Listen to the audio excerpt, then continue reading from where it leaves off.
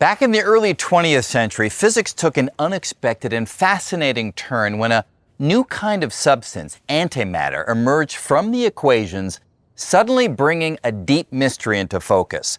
Why does the universe, made of ordinary matter, why does it even exist? When matter meets antimatter, the equations suggested and the experiments confirmed that they annihilate, leaving behind a haze of radiation. So, why are we here? To see where this mystery all begins, let's go back to 1928, when a brilliant young physicist named Paul Dirac wrote down an elegant new equation to describe particles like the electron when they're moving close to the speed of light. Dirac found that his equation didn't just describe one kind of particle, it seemed to describe two kinds. Well, kind of like how when you take the square root of a number, you get two answers, one positive and one negative. Now, one of the solutions seemed to describe the familiar electron, which is good, but the other solution, it didn't match anything anyone had ever seen. So Dirac, he spent a couple of years wrestling with this other solution, trying to figure out what it meant, and finally he proposed something bold. Maybe that second solution was describing another particle just like the electron, same mass and same spin, but with the opposite electric charge. A result that, in principle, would apply to all matter. For every particle of matter, there would be a partner particle with the same properties, except its charge would be opposite. Antimatter. Quarks, they would have antiquarks. Protons, they would have antiprotons. And yes, you can even have anti-atoms. A complete shadow world made from antimatter, built using the very same particles, but all with their charges reversed. Now, of course, a theory is just the beginning. It's just mathematics. You need experimental proof. And just a few years later, in 1932, physicist Carl Anderson, he was studying particle tracks in a bubble chamber, and he found that one particular track stood out. The track was of a particle with the mass of an electron, but it was bending in the opposite direction, which meant it had a positive charge, the opposite of the electron's negative charge. And so there it was, the positron, antimatter, predicted by the mathematics, now directly observed in the laboratory.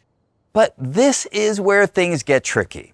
Matter and antimatter aren't just opposites, they're volatile. When they meet, they annihilate, converting into pure energy. So the profound question is, if the early universe produced equal parts matter and antimatter, as the math seems to say it would have, then why didn't the universe wipe itself clean? All matter annihilating with all antimatter, leaving behind nothing more than a haze of radiation.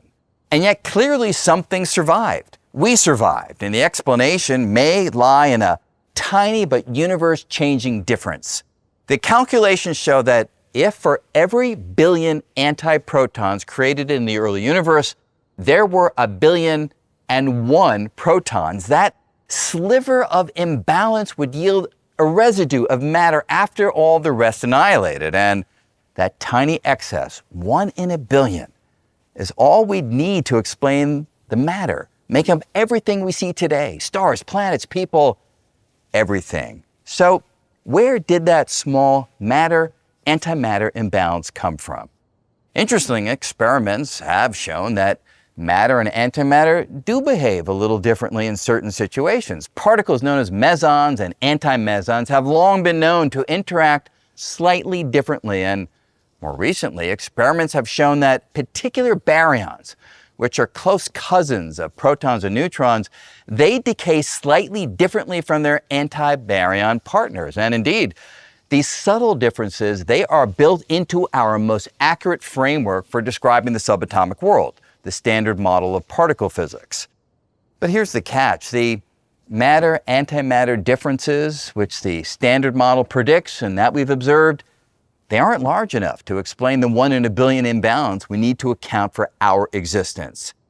And that means something's missing, some extra source of asymmetry between matter and antimatter that goes beyond what we currently know.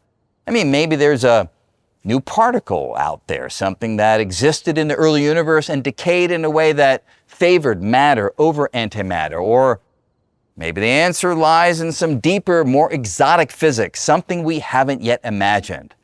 The truth is, we don't yet know.